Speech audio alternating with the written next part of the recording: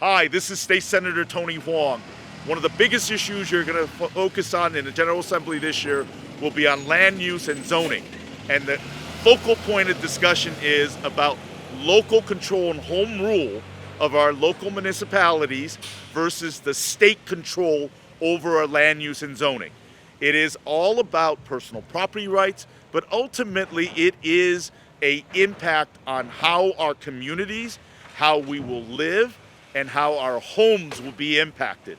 So there'll be many issues talking about race and equity.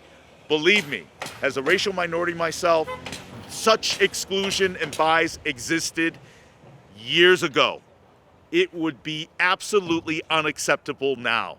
And I, for one, would never tolerate race and exclusion and social injustice to play into how we govern on a local government basis. As your state senator, I will fight for that at every end. But that being said, we need to create viable solutions from a state, federal, and local basis in collaborating to find housing solutions for all communities, whether they be rural, whether they be urban, whether they be suburban. So I welcome the opportunity to have that dialogue.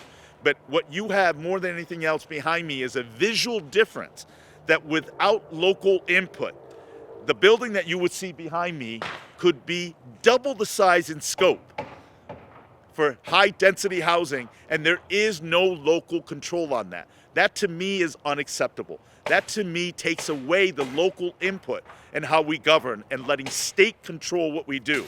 So it is important for us to understand local control and input is a protection and a value assessment for the middle class in our community.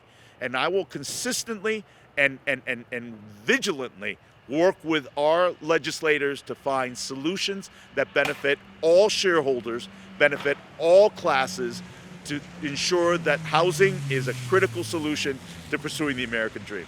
Thank you so much for listening to me.